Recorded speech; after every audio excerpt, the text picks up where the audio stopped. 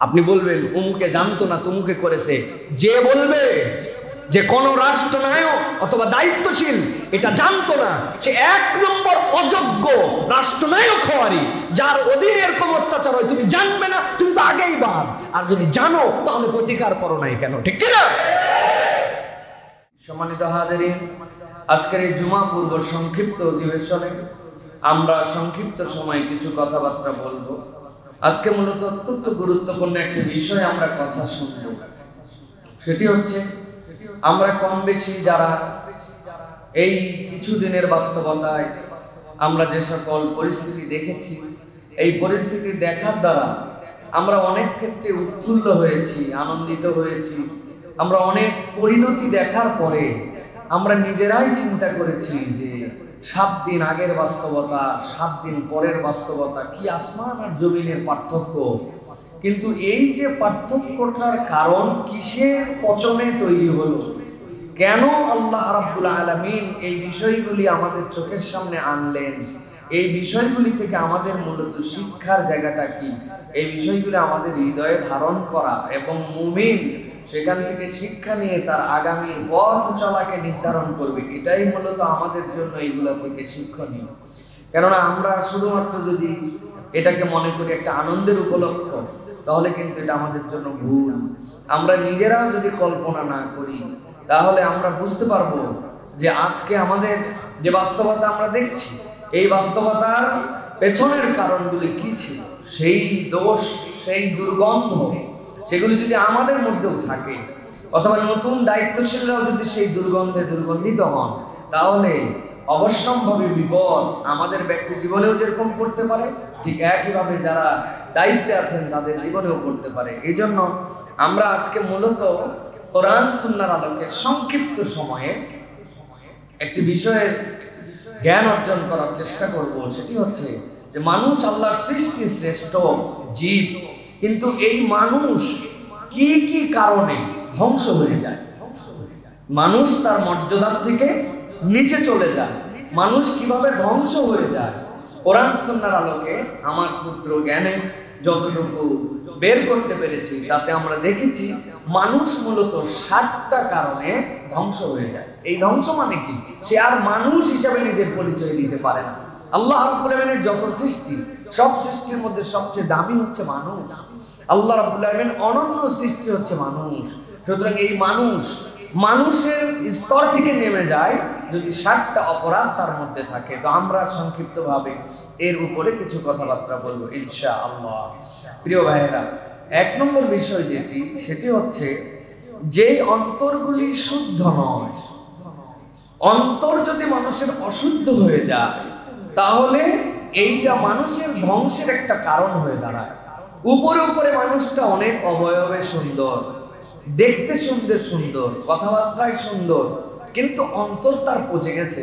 অন্তরকে সে শুদ্ধ বানাতে পারে নাই, সে সত্য মিথ্যার পার্থক্য আর দেখতে পায় না।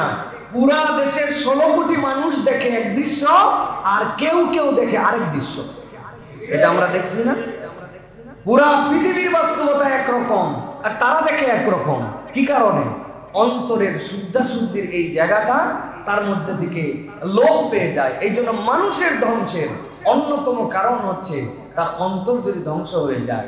আমি আপনাদের কাছে এর আগে উদাহরণ দিয়েছি, মন এবং আমাদের অন্তর এটা কি নিয়ামত, এটা হচ্ছে ফিটনেস সার্টিফিকেট। এটা আপনার আল্লাহর কাছে উতরায় যাওয়ার জন্য আপনার যেরকম ফিটনেস সার্টিফিকেট লাগে, অন্তরের শুদ্ধাচার হচ্ছে আল্লাহর কাছে বান্দার জন্য ফিটনেস সার্টিফিকেট। মনে আছে কিনা আপনাদের, সেনাবাহিনীতে লোক নিবে, 2nd লেফটেন্যান্ট র্যাঙ্কে, কমিশন র্যাঙ্কে, 3টা কোয়ালিটি, তার 5 ফিট 6 ইঞ্চি লম্বা হতে হবে, সাথে সাথে HSC পর্যন্ত পাস, উভয়টাতে তাকে 2nd ডিভিশন থাকতে হবে। 3 নম্বর, তার জন্য কোন রকম ফৌজদারি কেসের মধ্যে তার কোন নাম আছে এইরকম যেন না হয়, এরকম নিষ্কলুষ একজন কেস মুক্ত লোক হতে হবে। দণ্ডপ্রাপ্ত লোক হলে তাকে নেওয়া হবে না। এক ছেলে আবেদন করেছে, চাইছে 5 ফিট 6 ইঞ্চি, ওই ছেলে লম্বায় 6 ফিট, 2nd ডিভিশন হলেই হয়, কিন্তু ও গোল্ডেন A+ 2টাতে বাপ দাদার 14 পুরুষে কারো তার ফৌজদারি কোনো মামলা নাই। আবেদন দেখে তাকে ধরুন ঢাকা ক্যান্টনমেন্ট থেকে সিলেক্ট করে পাঠাইছে যে আপনি এই তারিখে ভাইবার জন্য আসেন, কাগজ এভরিথিং ওকে গুড। এরপরে হাইট বলে 5 ফিট 6 ইঞ্চি বরাবর একটা দড়ি দেওয়া ছিল, অর্থ এই জায়গায় বাইরে যাই তো 6 ফিট কই তুই নিচ দিয়ে যা, এত লম্বা। ফৌজদারি থানা ক্লিয়ারেন্স সব ক্লিয়ারেন্স। এবার খালিগা হওয়ার পরে বলেছে হাত দুটা সোজা করো সামনের দিকে। হাত দুটা যেই না সোজা করতে বলছে, ডান হাত সোজা, বাম হাতের মাথাটা একটু বাঁকা। যে ইনস্ট্রাক্টর সে বলছে বেটা তোর বাম হাত বাঁকা কেন, বাম হাত সোজা কর। বলছে স্যার আমার জন্মের থেকেই 4টা আঙ্গুল একটু বাঁকা। খুব ঠান্ডা মাথায় চিন্তা করে দেখেন, 6 ফিট হাইট, ফৌজদারি কেস নাই, পড়ালেখায় ডিগ্রি যা চাইছিল তার থেকেও বেশি, সব দিকে ঠিক, কিন্তু বাম হাতের মাথাটা যদি একটু বাঁকা হয়, সেনাবাহিনীর কমিশন কেন সেনাবাহিনীর সৈনিক পদে ওই ছেলের নিয়োগ হবে? কথা বলেন হবে? কারণ কি? কারণ সে আনফিট, ফিজিক্যালি আনফিট। আল্লাহ রাব্বুল আলামিন কোরআনুল কারীমের মধ্যে ওই জন্য বলছেন, মানুষ তুমি যেই হও না কেন, যত বাড়াবাড়ি যত গরম যাই দেখাও, তোমার অন্তর যদি পরিশুদ্ধ না হয়, তাহলে এই অন্তর অশুদ্ধ মানুষের কোনো জান্নাতে যাওয়ার সার্টিফিকেট নাই। অতএব মানুষ ধ্বংসের অন্যতম কারণ সে যদি তার অন্তরকে কলুষ করে ফেলে। আল্লাহ রাব্বুল আলামিন বলছেন সূরা ইউসুফের মধ্যে 53 নম্বর আয়াতে আল্লাহ শিখাচ্ছেন যেই অন্তরের স্রষ্টা আল্লাহ, যেই মানুষের স্রষ্টা আল্লাহ, ওই রব্বুল আলামিন তোমাদেরকে বলছেন তুমি বলো ওয়ামা উবাররিউ নাফসি, ও আমার আল্লাহ যে অন্তর তুমি সৃষ্টি করেছো ওই অন্তর তো আমাকে খারাপের দিকেই সবসময় নিয়ে যায়, ওই অন্তর তো আমাকে নির্দেশ দেয় অকল্যাণের দিকে। ইন্নান নাফসাল লাআম্মারাতুম বিসসু, আম্মারা যেটা আমার জন্য যেই অন্তর আমি আমার নিয়ন্ত্রণে রাখতে পারি না, ওই অন্তর তো আমাকে খারাপের দিকেই সবসময় নির্দেশ দেয়, খারাপ করার দিকে উৎসাহ দেয়, খারাপ কাজ খারাপ দৃশ্য দেখার জন্য আমাকে সে উৎসাহিত করে। আল্লাহ বলছেন তবে হ্যাঁ ইল্লা মা রাহিমা রাব্বি, যেই অন্তরের প্রতি আল্লাহ দয়া করেন কেবল ওই অন্তরটাই গাইডেন্স প্রাপ্ত হয়ে সঠিক রাস্তায় চলে। আল্লাহ বলছেন ইন্না রাব্বি গফুরুর রহিম, তুমি জেনে থাকো তোমার রব মহা দয়ালয় মহা ক্ষমাশীল। অতএব তুমি তোমার এই কলুষিত অন্তর, যে অন্তর তোমাকে খারাপের দিকে পরিচালিত করতে চায়, ওইখান থেকে তোমার রাহিম রবের দয়ায় যদি তুমি এইটাকে গাইড করে সঠিক রাস্তায় নিয়ে যাও, তোমার অন্তর ঘটিত আগের যত গুনাহ আছে রব্বুল আলামিন সেইগুলা মাফ করে দিবে।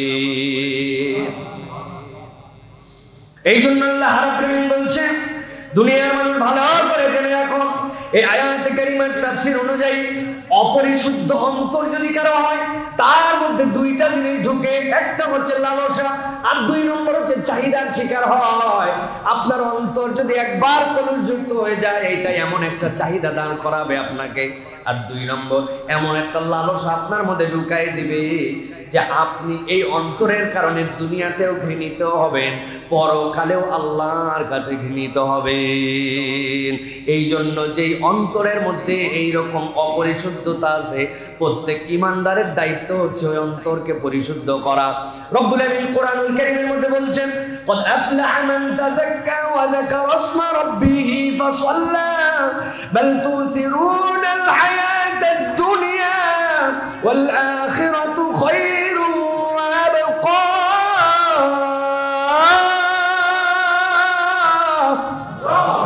রব্বুল আলামিন বলছেন ও দুনিয়ার মানুষ, দুনিয়ায় তোমার কি আছে না আছে, দুনিয়ায় তুমি কত প্রভাবশালী, কত তোমার দাপট, এইগুলো একটা আল্লাহর কাছে কাজ দিবে না। ক্বাদ আফলাহা মান তাযাক্কা, যে অন্তরকে পরিশুদ্ধ করেছে আমি রব বললাম, সেই ব্যক্তি সফল হয়ে গেছে।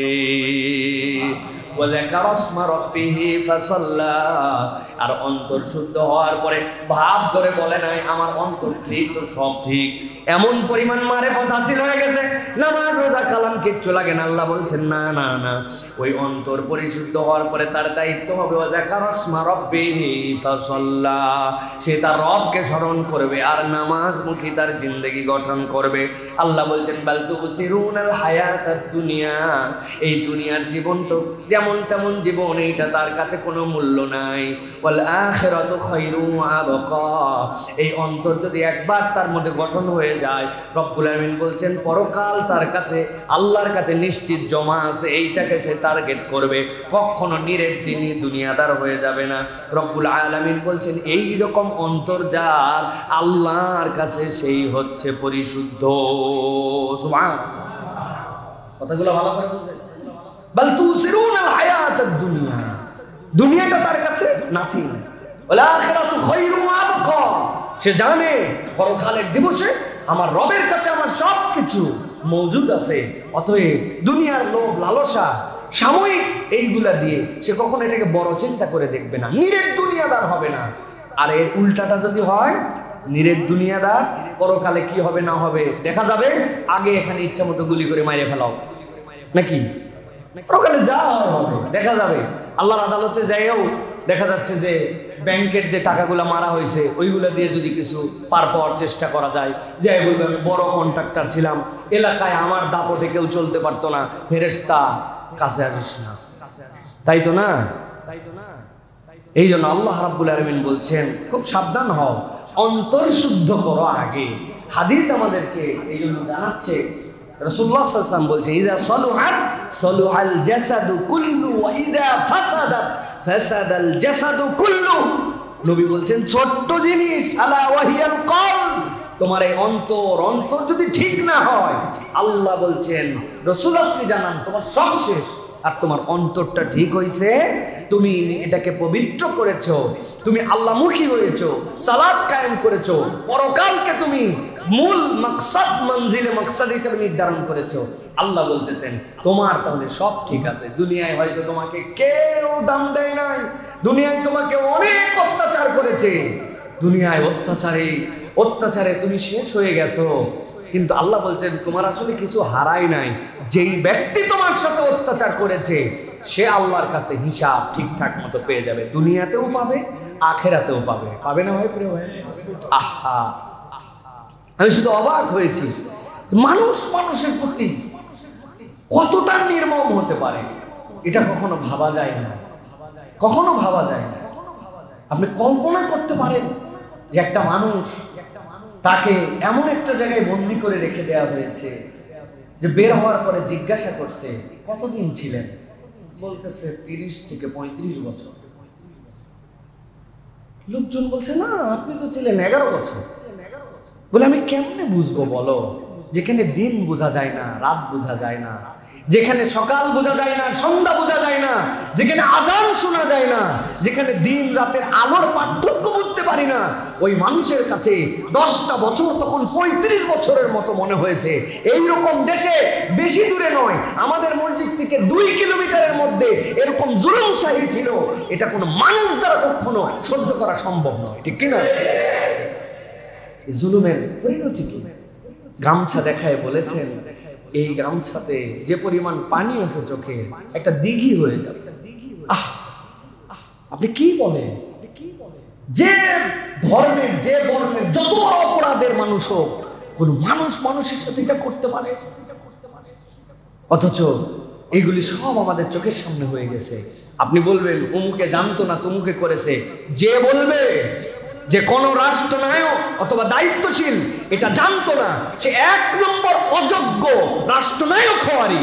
যার অধীনে এরকম অত্যাচার হয় তুমি জানবে না, তুমি তো আগেই বাদ। আর যদি জানো তাহলে প্রতিকার করো নাই কেন, ঠিক কিনা? খবরদার সস্তা আর্গুমেন্ট দিবেন না, বিবেকে পচন ধরাবেন না। এই মঞ্চ 12 বছর এখানে খুতবা দেয়, এই আমলে এসে এরকম কথা বলতেছে এরকম না। আব্দুল্লাহ সাইফুল্লাহ 12 বছরই এরকম কথা বলছে। এই কথা আজকে বলতেছি না, 12 বছর আল্লাহর দয়া এরকম কথা এখান থেকে বলা হয়েছে। কিন্তু আপনারা তো শুধু কথা শুনে এখানে ঠিক ঠিক বলে চলে গেছেন, পেছনে আর আগে কি হয়েছে এইটা জানেন না। বাচ্চা কাচ্চাকে বাহিরে রাখা যেত না, কত ধরনের হুমকি ধামকি, কত কিছু। কিন্তু প্রিয় ভাইয়েরা, সব অন্ধকারের শেষে আলো আসে। কিন্তু সেই আলো আসার পরে আমরা যেন সাবেক অন্ধকারের দিনগুলো ভুলে না যাই। সেখান থেকে শিক্ষা নেওয়া হচ্ছে ইমানদারের কাজ, ঠিক কিনা? নতুন অন্ধকার যেন সৃষ্টি না হয়। আরো কত অন্ধকার হয়তো আছে, যে অন্ধকার আপনি জানেনই না, আপনি জানেনই না সে অন্ধকার। এরকম অন্ধকার আছে। এখন এই অন্ধকার থেকে আপনি পরিবর্তন কি দিয়ে হবেন ভাই? রাষ্ট্র পরিবর্তন হয়, পুলিশ পরিবর্তন হয়, ক্ষমতার পালাবদল হয়, কিন্তু সেই মানুষ তো সেই মানুষই রয়ে যায়। মানুষ তো পরিবর্তন হয় না। আল্লাহ এর জন্য মৌলিক কথা বলেছেন যে তোমার মৌলিক পরিবর্তন, কদ আফলাহা মান তাযাক্কা, আপনি সফল হবেন যদি আপনার অন্তর পরিশুদ্ধ হয়।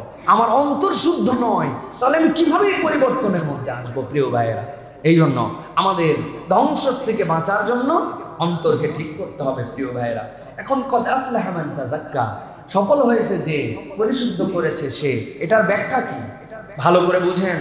এটার ব্যাখ্যাও কোরআন সুন্নাহর মধ্যে দেয়া আছে।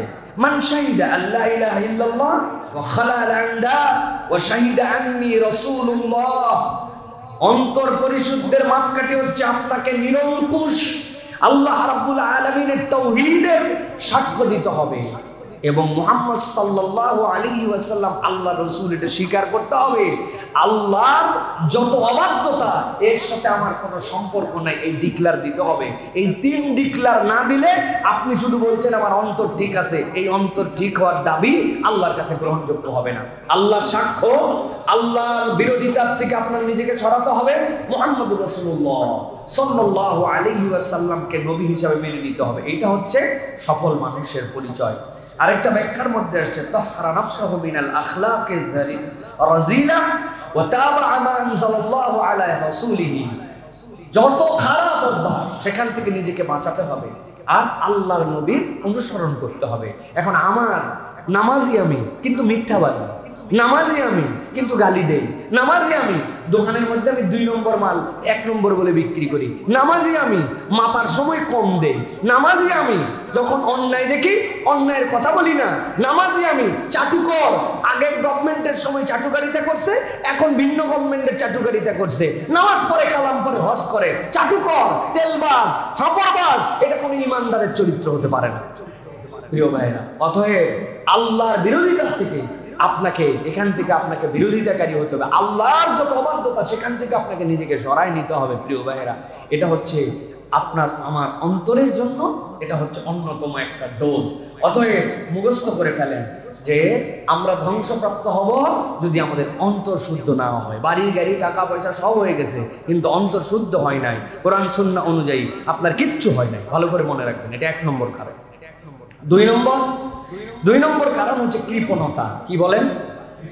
কি কৃপণতা মানুষকে ধ্বংস করে দেয়। ভালো করে বুঝেন কৃপণতা কিভাবে ধ্বংস করে। নবী করিম সাল্লাল্লাহু আলাইহি ওয়াসাল্লাম বলেন, ইয়াকুম ওয়াজ-যুলম ফাইন্নাজ যুলমা হুয়া যুলুমাতুন ইয়াউমাল কিয়ামাহ ওয়াত্তাকুশ শুহহা ফাইন্নাশ শুহহা আহলাকা মান কানা ক্বাবলাকুম। নবীজি বলেন, জুলুম থেকে বাঁচো। জেনে রাখো কিয়ামতের দিনে তোমার একটা জুলুম শত অন্ধকার তোমার সামনে নিয়ে আসবে, সেই দিন আর আসতে পারবে না। আজকে যে পরিমাণ অপরাধী, সকল অপরাধীর বিচার করলে বাংলার কোনো গোরস্থানে জায়গা হবে না। কি মনে হয়? আচ্ছা বলেন তো, আমার যে ভাইটাকে হত্যা করে ফেলা হলো, যেই বাচ্চাটা ওই জানলার মধ্যে শিশু হত্যা হয়ে গেল, পুরা দুনিয়া যদি বলা হয় যে পুরা দুনিয়া আপনাকে দেওয়া হয়েছে, ওই বাচ্চার জীবন মিলবে? জীবন মিলবে? তাহলে আপনি যে জুলুম করলেন, তাহলে আপনার জুলুমে আপনাকে 1000 কোটি বার যদি আপনাকে হত্যা করা হয়, তাও তো এই জুলুম শেষ হবে না। এই জন্য নবীজি বলছেন, ভালো করে সাবধান হও, ইয়াকুম ওয়াজ-যুলম ফাইন্নাজ যুলমা যুলুমাতুন ইয়াউমাল কিয়ামাহ। তোমার জন্য এমন অন্ধকার নিয়ে আসবে কিয়ামতের দিনে যেটা তুমি হিসাব মেলাতে পারবে না। প্রত্যেকে সাবধান হও। নবীজি বলছেন, ওয়াত্তাকুশ শুহহা, কৃপণতা থেকে বাঁচো, কৃপণতা থেকে বাঁচো। তোমাদের পূর্বের যত কম ধ্বংস হয়েছে, এরা কৃপণ হয়ে যাওয়ার জন্য ধ্বংস হয়ে গেছে। প্রিয় ভাইয়েরা, টাকা মানে আমার, কামাই মানে আমার, আমি কোনো জায়গায় খরচ করি না, মনে করছি আমি খালি গুনবো আর রাখবো, আমার কামাই আমার কামাই। এই মেন্টালিটির কারণে আল্লাহ অতীতের কমকে নবী বলছেন ধ্বংস করে দিছে। তার মানে কি, কৃপণ মানুষদের দ্বারা জুলুম আস্তে আস্তে বাড়ে। এখন এই কৃপণতার লেভেল কয়টা? কৃপণতার 3টা লেভেল: আর্থিক কৃপণতা, মেন্টাল কৃপণতা আর সাংস্কৃতিক কৃপণতা। আর্থিক কৃপণতা মানে আপনার কাছে আছে, আপনি দেন না। মেন্টাল কৃপণতা মানে কি, আপনি অপরের কথা শোনেন না, পরমত সহিষ্ণু না, আপনার দিলের মধ্যে এমন একটা গোষ্ঠী প্রীতি হয়ে গেছে যে এই গোষ্ঠী প্রীতির কারণে আপনি ছাড়া আর কাউকেই আপনি ঠিক দেখতে পান না, আপনি ছাড়া আর কাউকেই মানুষ মনে হয় না, আপনার দলের লোক ছাড়া আর দেশে কোনো লোক এই দেশকে ভালোবাসে এটা মনেই হয় না আপনার। এটাও হচ্ছে মানসিক কৃপণতা, ঠিক কি না? আমি একটা বড় কথা বলছি, একটা কথা বলা আর একটা কথা না বলার কারণে আজকের এই বাংলাদেশ ভেঙে দিব। একটা কথা বলাটা বুঝছেন, কিন্তু না বলাটা বুঝছেন। শুধু বলতে হতো, ভুল হয়ে গেছে, ক্ষমা চাই, আমি মাথাটা নিচু করলাম। এইটা না বলা আর একটা কথা আগে বলা পুরা তছনছ হয়ে গেছে। রব্বুল আলামিনের খেলা তো, রব্বুল আলামিন এরকম করবেন জন্য। কেননা যত মানুষের কান্না, যত মানুষের চোখের ব্যথা, আহা, আজকে থেকে না, ওই আপনারা শাপলার কথা ভুলে গেছেন, পানি আর কলা খাওয়াইছি আর মানুষের কান্না দেখছি ওই দিন। হ্যাঁ, আপনারা 18 ছাত্রদের কথা ভুলে গেছেন। হ্যাঁ, চোখ উগড়ায় ফেলছিল এই শ্যামলির পেছনে, এই জায়গার থেকে আপনারা ভুলে গেছেন এক একটা কথা। এগুলো একদিনের 2 দিনের ব্যথা নয়, সারা দেশ আমরা ঘুরতাম, মাহফিলে যাইতাম, কত মানুষ ডুকরায় ডুকরায় এসে কাঁদতো। কেন কাঁদতেছি? বলে হুজুর এমন কতগুলো মানুষ কান্নারও দৃশ্য দেখতেছে যে এই কান্নার কারণেও পরে আমার বিপদ হতে পারে, এই জন্য বলতে পারবো না হুজুর, কিন্তু বুকে অনেক ব্যথা, ঘরে ঘরে মামলা, ঘরে ঘরে অত্যাচার। আপনি সংকীর্ণ একটা মানসিকতায় পুরো দেশকে আইসোলেটেড করে ফেলছেন। এটা কখনো ভালো পরিণাম বয়ে নিয়ে আসে না। এই জন্য নবীজি বলছেন, তোমাদের কৃপণতা, তোমাদের এই অন্তরের দৈন্য, এটা তোমাদের জন্য বিপদ আনে। এখন মনে করছেন বাবা আল্লাহ বোধহয় বিপদ একটা শ্রেণীর জন্য কেবল সিলেক্ট করে রাখছে। না, আপনি আমি যদি জালেম হই, আপনি আমি যদি সেম ক্যাটাগরিতে হই, আল্লাহ আপনার আমার কপালে ওইটা রাখবেন। এই জন্য আজকের আলোচনা এটা, যাতে আমরা নিজেরা নিজেদেরকে ধ্বংস থেকে রক্ষা করি। আল্লাহ যেন আমাদেরকে তৌফিক দান করে। খবরদার কৃপণ হয়ে যাবেন না। সচ্ছল অসচ্ছল উভয় অবস্থায় হাত চালু রাখবেন। রব আপনাকে দিবে, যে দেয় আল্লাহ তাকেই দেয়। ফাঁকা জায়গায় পূরণ হয়, পূরণ হওয়া জায়গা আর ফাঁকা নতুন করে পূরণ করার কিছু থাকে না। অতএব খবরদার নিজেদেরকে কৃপণ বানাবেন না। এই জন্য নবী করিম সাল্লাল্লাহু আলাইহি ওয়াসাল্লামের একটা বিখ্যাত দোয়া ছিল, আল্লাহুম্মা ইন্নী আউযু বিকা মিনাল জুবনি ওয়াল বুখলি। আল্লাহু আকবার। নবীর দানের ব্যাপারে বলা হয়েছে যে আসমানের যে বায়ু, ওই বায়ু যে ঝড়, ওই ঝড়ের থেকে বেশি নবীজি দান করতেন। সেই নবী বলছেন, আল্লাহ তুমি আমাকে বখিলতা থেকে তুমি আমাকে হেফাজত করো। তাহলে তার উম্মতের ক্ষেত্রে কতটুকু দানশীল হতে হবে, কতটুকু খরচ করার মেন্টালিটি আপনার মধ্যে থাকতে হবে। পজিটিভ প্রত্যেকটা কাজে আপনাকে অংশগ্রহণ করতে হবে, দান করার চেষ্টা করতে হবে। কোনো অজুহাতে বখিল হওয়া যাবে না। প্রিয় ভাইরা, শয়তান আমাদেরকে বখিল বানানোর জন্য চেষ্টা করে। প্রিয় ভাইরা, কোরআন কারীমের বিখ্যাত ঘটনা আছে 59 নম্বর সূরা হাসরের 9 নম্বর আয়াতে পড়ে নেবেন বাসায়, যে কত বড় ঘটনা আল্লাহ সাহাবীদের ঘটনা এখানে উল্লেখ করেছেন। ওয়ালাউ কানা বিহিম খাসাসা ওয়া মান ইউকা শুহা নাফসিহি ফাউলাইকা হুমুল মুফলিহুন। তাদের চাহিদা ছিল, কিন্তু নিজের চাহিদার উপর অপর ভাইকে প্রায়োরিটি দিয়েছে, অপর ভাইয়ের জন্য সে খরচ করেছে। আল্লাহ কোরআনে এই ঘটনা উল্লেখ করে স্বয়ং আসমানে আল্লাহ বান্দার এই কার্যক্রম দেখে হেসেছেন। সুবহানাল্লাহ। অতএব প্রিয় ভাইয়েরা, আমাদের ধ্বংসের অন্যতম একটি কারণ হচ্ছে যে আমরা বখালত করি, আমরা হচ্ছে সবসময় কৃপণতা করি। এটার থেকে আমাদেরকে বাঁচতে হবে। প্রিয় ভাইয়েরা, আল্লাহ রাব্বুল আলামিন কোরআনুল কারীমের মধ্যে বলছেন, ওয়ালা ইয়াহসাবান্নাল্লাযীনা ইয়াবখালুনা বিমা আতাহুমুল্লাহু মিন ফাদলিহি হুয়া খায়রাল লাহুম বাল হুয়া শাররুল লাহুম। আল্লাহ রাব্বুল আমিন বলছেন দুনিয়ার মানুষ কত ক্ষেত্রে এমন কৃপণতা করে, সে মনে করে এইটা যদি আমি দেই তাহলে এইটা আমার জন্য ভালো হবে, কিন্তু আল্লাহ বলছেন সে জানে না কোনটা ভালো। সে ভাবে এইটা ভালো কিন্তু এইটা তার জন্য খারাপ, আর ভাবে এইটা তার জন্য গচ্ছিত করে রাখা ভালো কিন্তু এইটাই তার জন্য খারাপ হয়ে যায়। আল্লাহ রাব্বুল আমিন বলছেন এই জন্য কখনো তোমরা বখিল হয়ো না। বিমা তাউমুল্লাহ, তুমি ভাবো যে তুমি এইটা কামাই করছো, না তোমার কামাই নয়, রব্বুল আলামিন তোমাকে এইটা দান করেছেন। অতএব নিজের ধ্বংস থেকে বাঁচানোর জন্য আল্লাহর দেওয়া সম্পদ থেকে তুমি খরচ করো। খরচের মেন্টালিটি আল্লাহ রাস্তায়, এটা আমাদেরকে রাখতে হবে প্রিয় ভাইরা।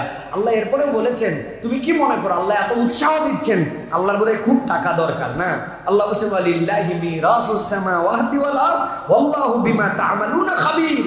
আরে বেকুবের দল, রবের এই টাকা দরকার নাই, আসমান জমিনের মালিকই তো আল্লাহ।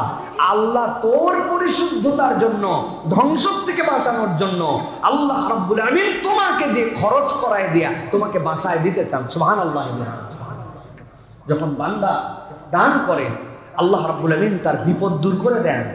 আমাদের জীবনে বিপদের সংখ্যা বেশি নাকি আমাদের বিপদ মুক্তর সংখ্যা বেশি? হিসাব করবেন। আপনি তো খালি বিপদ দেখতে পান, আমি তো কোনো বিপদই দেখতে পাই না এক হিসাবে। কারণ বিপদে এই যে আসার সময় এমন ভাবে একটা গাড়ি সামনে আসলো, ব্রেকটা চাপা লাগলো, গাড়িটা আটকায় গেল। আচ্ছা ব্রেকটা যদি ফেল করতো অথবা লেগেই যেত, এই লাগার হার বেশি না বাঁচার হার বেশি? বাঁচার হার বেশি। পড়ে গেছিল, ধাক্কা খাইছিল, মরে গেছিল, আল্লাহ নিজে হাতে বাঁচালো, একটু হলেই চোখে লাগছিল, বাচ্চাটা গেছিল। আমার বাঁচার হার কল্পনা করতে পারবেন না। রব এই বাঁচান দুইটা দিক দিয়ে। একটা বান্দা যখন দোয়া করে আল্লাহ ওই দোয়ার ইনস্ট্যান্ট তাকে দেন না, কিন্তু তার বিপদ উদ্ধার করেন। আর বান্দা যেগুলো দান করে ওই দানের কারণে রব্বুল আলামিন তাকে হেফাজত করেন। সুবহানাল্লাহ। বুঝি না তো আমরা, মনে করছি আমার টাকা আমার পয়সা, বেরই হয় না। 100 টাকার নোট 50 টাকার নোট দুইটা আছে, ফকির আসছে খুচরা নাই। কেন আপনার খুচরা কোথায় হবে ভাই? আপনি এত ছোট হয়ে গেলেন কেন? আপনি ফকিরের থেকেও তো অনেক ক্ষেত্রে ছোট হলেন, সকলের জন্য নয়। কিন্তু আপনি খুচরা রোজুহাত ওই সময় দিলেন কেন? দেন না একদিন 50 টাকায় দেন, আল্লাহ যদি তৌফিক দেয় আপনাকে। এরকম না যে আপনি ফকির হয়ে যায় আপনাকে ফকিরাতের জন্য দান করতে, বিষয় এরকম নয়। কিন্তু আমাদের অন্তর হিসাব করে দেখেন অনেক ক্ষেত্রে বখিল হয়ে গেছে, টাকা পয়সার মোহ আর এই প্রেমে আমরা পড়ে গেছি, আমাদের টাকা বের হয় না। এই জন্য এখান থেকে আমাদের বাঁচতে হবে। এরপরে যেটা বলছি 3 নম্বর, সংক্ষেপ করে বলি প্রিয় ভাইয়েরা, দাম্ভিকতা। কি? দাম্ভিকতা, ভাব দেখানো, অহংকারী মন মানসিকতা। এইটা বান্দার ধ্বংসের অন্যতম কারণ। আল্লাহ রাব্বুল আলামিন বলছেন 16 নম্বর সূরা, সূরা নাহল এর 23 নম্বর আয়াতে, লা জারামা আন্নাল্লাহা ইয়ালামু মা ইউসিররুনা ওয়া মা ইউলিনুন ইন্নাহু লা ইউহিব্বুল মুস্তাকবিরিন। বান্দা তোমরা ভেবো না আল্লাহ রাব্বুল আলামিনের কাছে জানা নাই। আল্লাহ জানেন তুমি যা প্রকাশ্যে করো এবং যা তুমি গোপনে করো। ইন্নাল্লাহা লা ইউহিব্বুল মুস্তাকবিরিন। আল্লাহ রাব্বুল আলামিন অহংকারী দাম্ভিককে আল্লাহ পছন্দ করেন না। আগের আয়াতের অর্থটা বোঝেন।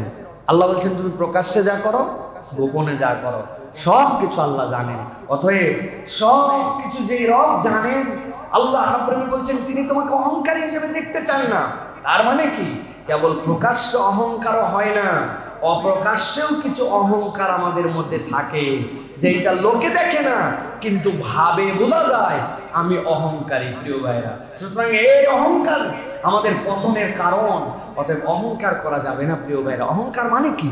অহংকারের বেসিক সংজ্ঞা মনে রাখবেন, অন্যের তুলনায় নিজেকে শ্রেষ্ঠ ভাবা। বাস বেসিক, অন্যের তুলনায় নিজেকে শ্রেষ্ঠ ভাবা। হাদিস কি? নবীজি যখন বললেন অহংকার করো না, সাহাবী বললেন ইয়া রাসূলুল্লাহ আমি তো সুন্দর জামা পরা পছন্দ করি, সুন্দর জুতা পরা পছন্দ করি, আমার এগুলো কি অহংকার? নবীজি বললেন না না না, তুমি যদি তোমার তুলনায় অন্যকে নিচু ভাবো সেটা তোমার জন্য অহংকার। আমি একটা সুন্দর পোশাক পরতেই পারি কিন্তু আমারটাই সেরা, অমুকেরটা খারাপ, আমার মতো কেউ আছে কিনা, আমি এই জিনিস কিন্তু আমাদের জন্য পতনের কারণ। প্রিয় ভাইয়েরা, আপনারা খেয়াল করে থাকবেন এই কথাটা আমরা এই বিগত বহুদিন ধরে দেখেছি, আমি করেছি, আমি দিয়েছি, আমি দিলাম। শুনবেন না আপনারা? এই আমি কি হয় জানেন? এই আমি দুইটা জিনিস করে। এই আমি এক নম্বর অহংকার নিয়ে আসে, দুই নম্বর তেলবাজ একটা গ্রুপ এর অধীনে তৈরি হয়। যখন কেউ দেখে তাহলে আমি আমি বললেই খুশি হয়, তখন বাকিরা সবাই ওনাকে ক্রেডিট দিতে চায়।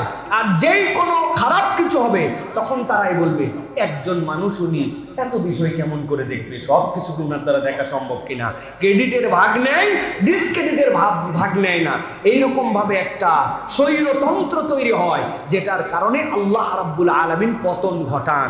অতএব প্রিয় ভাইয়েরা, আমরা যেন আল্লাহ রাব্বুল আলামিনের কাছে এরকম স্বৈর না হয়ে যায়, আমরা যেন এরকম নিজেরা না হই। এই জন্য আল্লাহ বলছেন, খবরদার, তোমার অহংকার, আমিত্ব, সেটা ছোট থেকে বড় সব জায়গায় আসতে পারে, এটা যেন তোমাকে গাফেল করে না ফেলে। আল্লাহ বলছেন, ওয়ালা তুসাইর খাদ্দাকা লিন-নাস ওয়ালা তামশি ফিল আরদি মারহা। দুনিয়ার বুকে তুমি কখনো ফুটানি করে দাপট দিয়ে চলো না, মানুষের দিক থেকে মুখ ফিরাই নিও না। ভাব কি একটা আমি হয়ে গেছি, এরকম মুখ যেন না হয়। আল্লাহ বলছেন, তুমি তোমার মানুষের দিক থেকে মুখ ফিরাই নিও না। মুখ কখন ফিরায়? যখন সে বুঝে ফেলে যে আমি সব, আমার মতো কেউ নাই, আমি করেছি কেবল। এই মেন্টালিটি যেন আমাদের মধ্যে গ্রোন আপ না করে প্রিয় ভাইয়েরা। আল্লাহ রাব্বুল আমিন এখান থেকেও আমাদেরকে হেফাজত করুন প্রিয় ভাইয়েরা। সুতরাং এই যে জান্নাত এবং জাহান্নামের মধ্যে একটা ঝগড়া হবে, এই জান্নাত আর জাহান্নামের ঝগড়ার মধ্যে জাহান্নাম বলবে আমার কাছে দুইটা শ্রেণীকে দিতেই হবে, এই দুই শ্রেণী না হলে আমি জাহান্নাম পেট ভরবে না আমার। তার মধ্যে একটা কারা? পরাক্রমশালী স্বৈরাচার, আর দুই নম্বর অহংকারী। পরাক্রমশালী স্বৈরাচারী, নিজেকে স্বৈরাচার ভাবে, আর দুই নম্বর অহংকার। জাহান্নাম বলবে জান্নাতের কোনো অংশ নাই, এটা টোটালটাই আমার। অতএব প্রিয় ভাইয়েরা, আমরা যেন অহংকারী না হই। সুতরাং এখন এর অবস্থা দেখেও যদি আমরা অহংকারী হই, নিজেরা যদি মনে করি এটা কেবল আমাদের অর্জন, এটা কেবল আমরা অর্জন করেছি, আমরা যা ইচ্ছা তাই করতে পারি, এত সোজা নয় প্রিয় ভাইয়েরা। এই দাম্ভিকতারও পতন হয়ে যাবে। এই জন্য আমরা খবরদার কখনো অহংকারী হব না, আল্লাহর কাছে বিনয়ী বান্দা হয়ে থাকার জন্য চেষ্টা করব। আল্লাহ আমাদেরকে অহংকার মুক্ত জিন্দেগি গঠন করার তৌফিক দান করেন। 4 নম্বর পতনের কারণ দুনিয়াকে প্রাধান্য দেওয়া। কি বলছে? দুনিয়াকে প্রাধান্য দেওয়া। দুনিয়ায় আমার কেবল দুনিয়া প্রিয় ভাইরা। এই জন্য এই দুনিয়ার আমার যদি একদম নিরেট দুনিয়াদার হয়ে যায়, তাহলে ওই দিন বড় বিপদ হবে। আল্লাহ কোরআনুল কারীমের মধ্যে বলেছেন, ওয়ালাকিন্নাহু আখলাদা ইলাল আরদ ওয়াত্তাবা হাওয়া কামাসালুহু কামাসালিল কালব ইন তাহমিল আলাইহি ইয়ালহাস আও তাতরুকুহু ইয়ালহাস। আল্লাহ বলছেন এক শ্রেণীর চরিত্র এরকম। কি চরিত্র? ওয়ালাকিন্নাহু আখলাদা ইলাল আরদ। এই যে গরু ছাগল যেরকম মাঝে মাঝে উপর দিকে পা তুলে ছাগল একটু পাতা টাতা খায়, কিন্তু তারপরেও তার মুখ সবসময় নিচে থাকে। আখলাদা ইলাল আরদ, মুখটা নিচের দিকে। আল্লাহ বলছেন কতগুলা বান্দার চরিত্র হয়েছে নিরেট দুনিয়াদার, যা কিছু সব দুনিয়ার ফায়দার জন্য খোঁজে। দুনিয়া ছাড়া তার কাছে কোনো টার্গেটই নাই, দুনিয়া আর দুনিয়া। সারাদিন হুজুরদের বিরোধিতা করে, কিন্তু ভোটের সময় আসলে মাথার টুপি ধরে। আছে না ভাই? একই নামাজ 2-3 বার পরে। আছে না ভাই? এইসা টাউটের টাউট এরকম আছে না? ওয়ালাকিন্নাহু আখলাদা ইলাল আরদ, ওর যা টার্গেট সব দুনিয়ামুখী। আল্লাহ বলছেন ওয়াত্তাবা হাওয়া। আর অপরাধ হচ্ছে তার অন্তর হচ্ছে তার ইলা, তার মন যা বলে তাই করে। যতটুকু পর্যন্ত তার মন টানে ততটুকু পর্যন্ত ইসলাম করে। যেই বলবেন নামাজের ইসলাম ওকে, রোজার ইসলাম ওকে, কুরবানির ইসলাম ওকে, কিন্তু আল্লাহর আইনে দেশটা চলুক, আল্লাহর আইনের সংবিধান হোক, আল্লাহর আইনে চোরের বিচার হোক, আল্লাহর আইনে অপরাধের বিচার হোক, আল্লাহর আইনে জেনাকারীর বিচার হোক, বলবে ভাই এইগুলা ইসলামী রাজনীতির কথা বলেন না তো ভাই? আছে না? আছে না এগুলা? ভাই আপনারা জানেন না, এগুলো আমরা জানি, এগুলো আমরা জানি যে কারা এই মেন্টালিটি। অথচ মুসলমান নামধারী প্রিয় ভাইয়েরা, আল্লাহ বলছেন ওয়াত্তাবা হাওয়া, সে তার অন্তরকে অনুসরণ করছে, দিনকে পূর্ণ নেয় নাই। আল্লাহ বলছেন নো প্রবলেম, কামাসালুহু কামাসালিল কালব। আল্লাহ বলছেন এই ব্যক্তিটার উদাহরণ হচ্ছে আল্লাহর কাছে কুত্তার মতো। কার মতো? কুকুর বললে অত সুন্দর শোনা যায় না। আমার বাচ্চা কাচ্চারা খুব আপত্তি করে আমি কুত্তা বললে। না বাবা, কুকুর বলো, মানে তার মানে কুত্তা একটু গাল গাল মনে হয়, আর কুকুর একটু স্মার্ট মনে হয়। এই জন্য আমি এই আয়াতের অনুবাদে বলছি ফামাসালুহু কামাসালিল কালব, এই মানুষগুলোর চরিত্র কুত্তার মতো। কে বলছেন? কে বলছেন? আল্লাহ। আল্লাহ বলছেন, কেন বললাম কুত্তা? আল্লাহ রাব্বুল আমিন বলছেন, ইন তাহমিল আলাইহি ইয়ালহাস আও তাতরুকু ইয়ালহাস। কুকুরের পিঠে কেউ বোঝা দেয় না, কিন্তু কুকুরকে দাবড়ানি দিলেও ও হাঁপায়, এমনি বসে থাকলেও হাঁপায়। কুকুরের চরিত্রই হাঁপানো। আল্লাহ বলছেন, তুমি যদি নিরেট দুনিয়াদার হও আর তুমি যদি তোমার অন্তরকে ইলাহ বানায় নাও, আমি আল্লাহ চ্যালেঞ্জ দিলাম, দুনিয়াতেও সুখ পাবি না, পরকালেও সুখ পাবি না, সব সময় আফসোস করতে করতে জিন্দেগি শেষ হবে। হিসাব মিলায় নেন, হিসাব মিলায় নেন। বঙ্গভবনে থাকা সুখ নয়, 1000 কোটি টাকা দামের ফ্ল্যাটে থাকা সুখ নয়, সুখ অন্তরের সাবজেক্ট।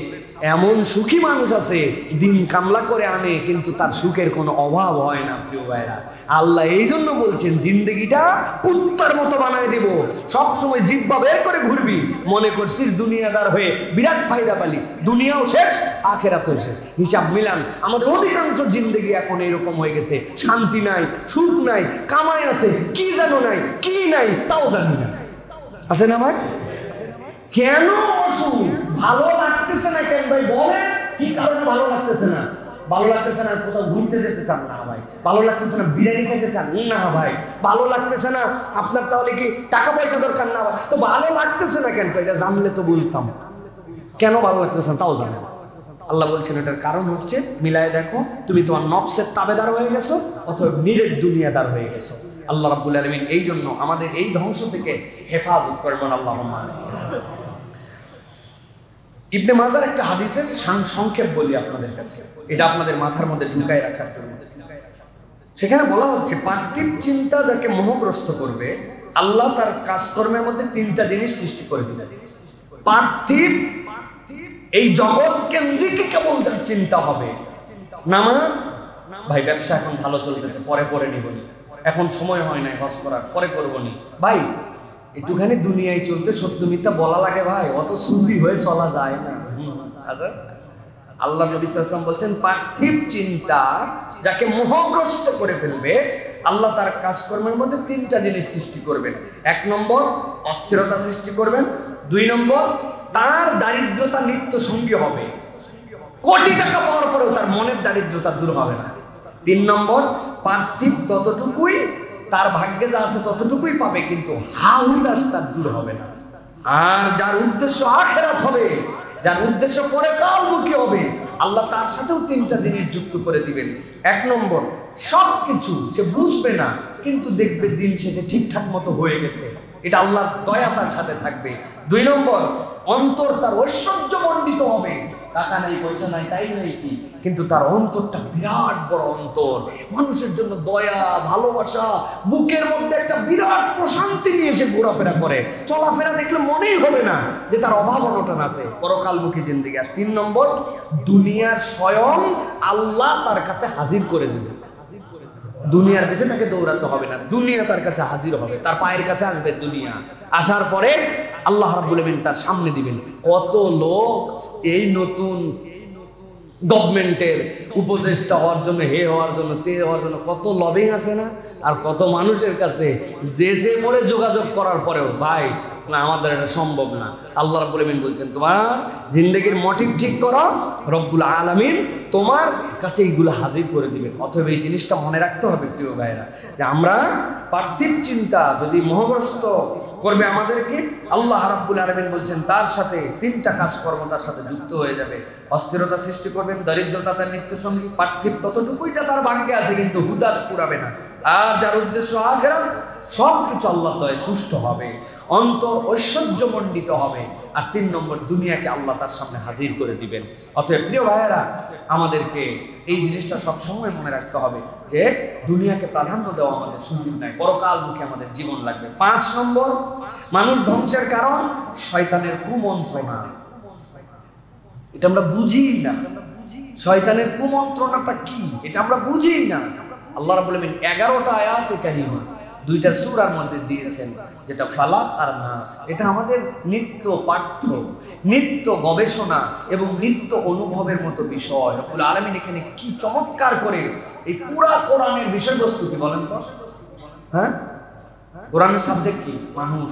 এই কোরআনের সাবজেক্ট মানুষ। এই পুরা কোরআনের সাবজেক্ট হচ্ছে মানুষ। আল্লাহ রাব্বুল আমিন উপসংহার দিচ্ছেন ওই মানুষের জন্য, কুল আউযু বিরাব্বিল ফালাক মিন শাররি মা খালাক মিন শাররিন নাফাসাতি ফিল উকাদ ওয়া মিন শাররি হাসিদিন ইযা হাসাদ। আল্লাহ রাব্বুল ফালাবিন নাস মালিকিন নাস ইলাহিন নাস মিন শাররি ওয়াসওয়াসিল খান্নাস। আল্লাহ যে এই যে প্রত্যেকটা জিনিসের কনক্লুশন দিলেন কি, শয়তানের কুমন্ত্রণা। শয়তান আপনাকে আমাকে গাফেল করে দিতে চায়, সব বুঝের পরেও শয়তান শেষ করে।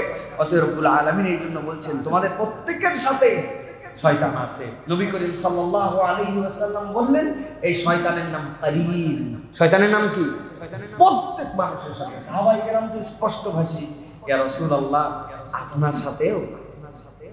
আপনি না আমাদের পয়গম্বর, আপনার সাথে? নবী বলেন হ্যাঁ, আমার সাথেও একটা শয়তান কারিন ছিল, কিন্তু একমাত্র শয়তান সে যাকে আমি দ্বীনের দাওয়াত দেওয়ার পরে সে আমার অনুসারী হয়ে গেছে, সে মুসলমান হয়ে গেছে। সুবহানাল্লাহ। অতএব নবীকে গাইড করেন আল্লাহ, তাকে শয়তান তাকে কুমন্ত্রণা দেওয়ার ক্ষমতা রাখে না। এছাড়া সকলের সাথে শয়তান আছে। এই জন্য আল্লাহ রাব্বুল আমিন কুরআনুল কারীমের মধ্যে বলেছেন, কামাসালিশ শাইতান ইয ক্বালা লিল ইনসানি উকফুর ফালাম্মা কাফারা ক্বালা ইন্নী বারিউম মিনক ইন্নী আখাফুল্লাহ রাব্বাল আলামিন। শয়তান কিসা? শয়তান ও বলে কুফরি কর। বেটা তোর একটা বুঝ নাই? তুই সেই 1450 বছর পুরাতন আইনের পিছে তুই ছুটিস? তুই না নতুন বাংলাদেশের লোক, নতুন আইনের পিছনে তুই ছুটবি। মডার্ন ওয়ার্ল্ডের লোক, মডার্ন ব্রিটিশের আইনের পিছে ছুটবি। গাধা কোথাকার! আল্লাহর আইন ওগুলো চলে না, ওগুলো ব্যাকডেটেড হিসাব। ও বলছে উকফুর।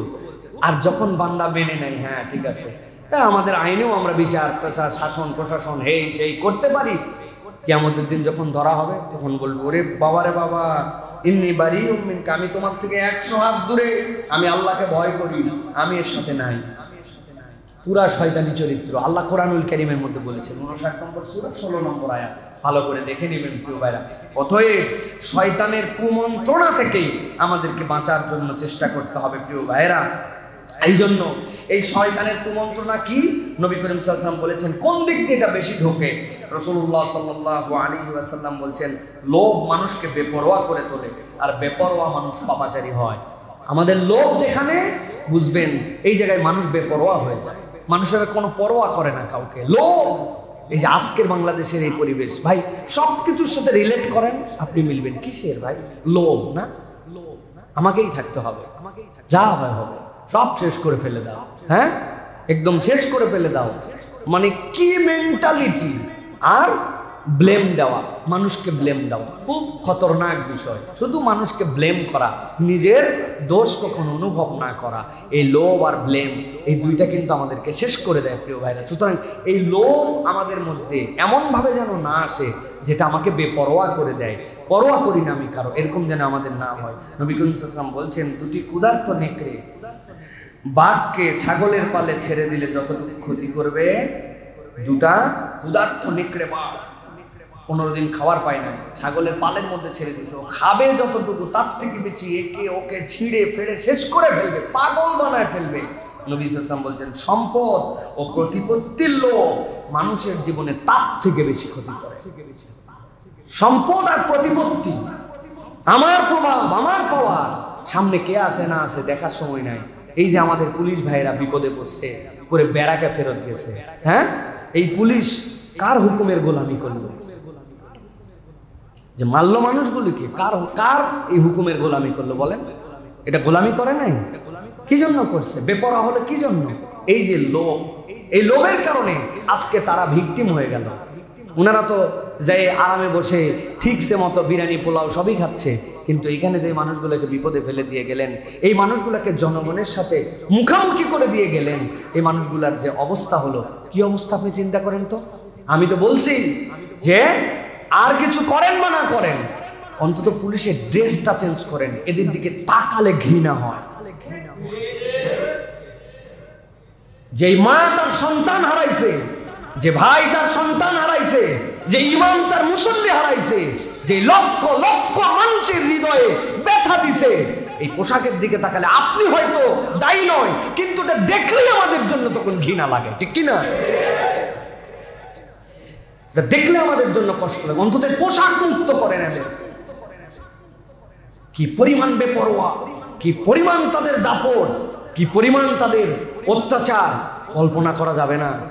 এত পরিমাণ তারা বেহায়ামু করছে, এত পরিমাণ তারা বেপরোয়াগিরি করছে, যা ইচ্ছা তাই করছে তারা। এটা আমরা চোখের সামনে দেখেছি, আমাদের থেকে আপনারা অনেকে বেশি দেখছেন, দেখেন না আপনারা ভাই? কারণ কি? কারণ কিছুই না, এই যে আপনার সম্পদ আর প্রতিপত্তির লোভ। আপনি শেষ হয়ে যাবেন ভাই, আপনি এগুলো একটাও কবরে নিয়ে যেতে পারবেন না। আপনার বিবেকের দহনে আপনি পুড়ে পুড়ে মরবেন। আপনি যদি প্রোঅ্যাক্টিভ হয়ে অন্যায় করে থাকেন হুকুমের বাইরে, আল্লাহ আপনাকে এই দুনিয়াতে আপনার সন্তান আপনার পরিজনের মধ্যে আপনাকে নিঃস্ব করে আপনাকে রব্বুল আলামিন তার লীলা খেলা দেখায় তারপরে কবরে নিবে, কেননা আপনি জুলুমটা করেছেন মানুষের সাথে, ঠিক কি না? আপনার বিবেকের জায়গা ছিল, আপনি বিবেকে কখনো মানুষ মনে করেন না, আপনি বিবেককে আপনি কখনো প্রায়োরিটি দেন না, আপনি নির্বিচারে মানুষের সাথে অন্যায় করেছেন। এই জন্য বলবো প্রিয় ভাইরা, শিক্ষা নেন, সাবধান হন, সাবধান হন, বেপরোয়া হয়েন না। আল্লাহ রাব্বুল আমিন আমাদেরকে বুঝার তৌফিক দান করেন। 7 নম্বরে সর্বশেষ যেটা বলবো সেটা হচ্ছে মানুষ ধ্বংসের অন্যতম একটা কারণ, যে বিষয়ে আমাদের একটুকু মনোযোগ নাই, সেটা হচ্ছে গোপন পাপ। গোপন সব তো উপরের কথা বললাম, গোপন পাপ কে দেখবে? কেউ তো দেখার নাই। এটা আমাদেরকে শেষ করে দেয়, কারণ আমি মনে করি কেউ এটা দেখতেছে না। আল্লাহ রাব্বুল আলামিন বলছেন, ওয়াযারু যাহিরাল ইসমি ওয়া বাতিনাহু ইন্নাল্লাযীনা ইয়াকসিবুনাল ইসমা সাইয়ুজজাউনা বিমা কানু ইয়াকতারিফুন। আল্লাহ বলছেন ছেড়ে দাও গোপন পাপ এবং প্রকাশ্য পাপ। তুমি যেই পাপ করছো এইগুলা যদি তুমি করো, এইগুলা যদি তুমি তোমার সাথে রাখো, আল্লাহ রাব্বুল আলামিন তোমাকে এই কুকর্মগুলা তোমাকে আল্লাহর কাছে এমন ভাবে দাঁড় করাবে, ওই দিন আর বাঁচার উপায় থাকবে না, আর দুনিয়াতেও তিলে তিলে আমরা ধ্বংস হয়ে যাব। গোপন পাপ এটা ভালো করে বুঝেন, চোখের গোপন পাপ, অন্তরের গোপন পাপ, এমন পাপ যে পাপ আমি ছাড়া আর কেউ জানে না, এরকম পাপাচারে প্রত্যেকটা প্রাণ আজকে ভরপুর। বাহিরের কথা, সরকারের সমালোচনা, পুলিশের সমালোচনা, গভর্নমেন্টের সমালোচনা, এগুলো করলে মজা লাগে, এগুলো অনেক পাপাচারের সাথে আমরা সরাসরি জড়িত নয়, কিন্তু আমি যে ব্যক্তিগত গোপন পাপ করছি, এই গোপন পাপের হিসাব আল্লাহর কাছে কিভাবে দেব? ইমাম শাফি রহমতুল্লাহি আলাইহি বলেন, দুনিয়ার মানুষ জেনে রাখো, 3টা কাজ মানুষের জীবনের সবচেয়ে কঠিন। ইমাম শাফি রহমতুল্লাহ আলাইহি বলেন, মানুষ জেনে রাখো 3টা কাজ মানুষের জীবনে সবচেয়ে কঠিন। শুনতে সহজ, কিন্তু ভেবে দেখো। 1 নম্বর, সম্পদ কম থাকা অবস্থায় দান করা। এই ওয়াজ করা সহজ, কিন্তু ক্রাইসিস চলতেছে, এই মুহূর্তেও দান করার প্রশ্ন আসলে মানুষ পারে না, তবিয়তগতভাবে সে আটকায় যায়। 2 নম্বর, একাকী থাকা অবস্থায় গুনাহমুক্ত থাকা। কেউ নাই, আমি বাড়িতে একা, রুমে একা, পরিবেশে একা, আমাকে ঠেকানোর কেউ নাই, সেরকম একাকী মানুষ গুনাহমুক্ত থাকা এই সময়। ইমাম শাফি রহমতুল্লাহ আলাইহির কথা। 3 নম্বর, যাকে ভয় করেন এবং কিছু আশাও তার কাছে করেন, এই রকম লোকের সামনে সত্য কথা বলা।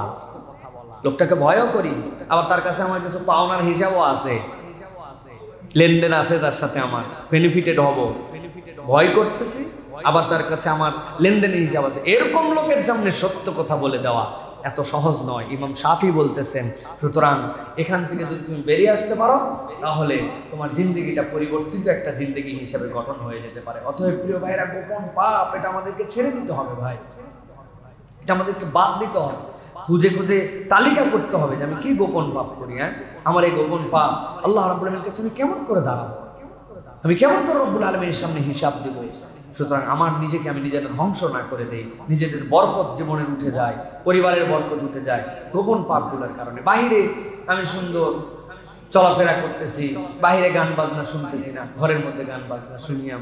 আমি বাইরে যাওয়ার পরে সিনেমা হলে সিনেমা দেখি না, কিন্তু আমি নিজে এমন জায়গায় সিনেমা দেখি যেটা আমার সাথে যায় না। আমার এই আচরণের সাথে বাইরে জুব্বা টুপি পড়তে যাচ্ছি, বোরকা পরে বাইরে বেরোচ্ছি, কিন্তু ভিতরে যখন পরিবারে আত্মীয় স্বজন আসতেছে ওই জায়গায় তখন যাদের সাথে আমার দেখা সাক্ষাৎ করার কথা নয়, ওই জায়গায় আমি আল্লাহর আর মানি না। এগুলো হচ্ছে না বাইরে দেখতেছে না, ভিতরে তো এটা আমার, এরকম চিন্তা করি। এটা ছোট থেকে বড় খুঁজে খুঁজে আমাদেরকে দেখতে হবে। আল্লাহ যেন আমাদেরকে গোপন পাপ থেকে হেফাজত করেন, বলেন আল্লাহুম্মা আমিন। তাহলে কি কি বলেছি? আমাদের ধ্বংসের একটা বলেছি গোপন পাপ, আরেকটি বলেছি সম্পদ এবং প্রভাব প্রতিপত্তির লোভ, 3 নম্বর শয়তানের কুমন্ত্রণা, এরপরে বলেছি দুনিয়াকে প্রাধান্য দেওয়া, নিরেট দুনিয়াদার হয়ে যাওয়া, তারপরে বলেছি দাম্ভিকতা, এরপরে বলেছি যে দুনিয়ায় কৃপণ স্বভাব এবং চরিত্র হয়ে যাওয়া, আর অন্তর অশুদ্ধ হয়ে যাওয়া। যে অন্তর অশুদ্ধ এইগুলো ধ্বংসপ্রাপ্ত। অতএব আল্লাহ রাব্বুল আলামিন এই বিষয়গুলো থেকে আমাদেরকে হেফাজত করে, করেন আল্লাহুম্মা আমিন।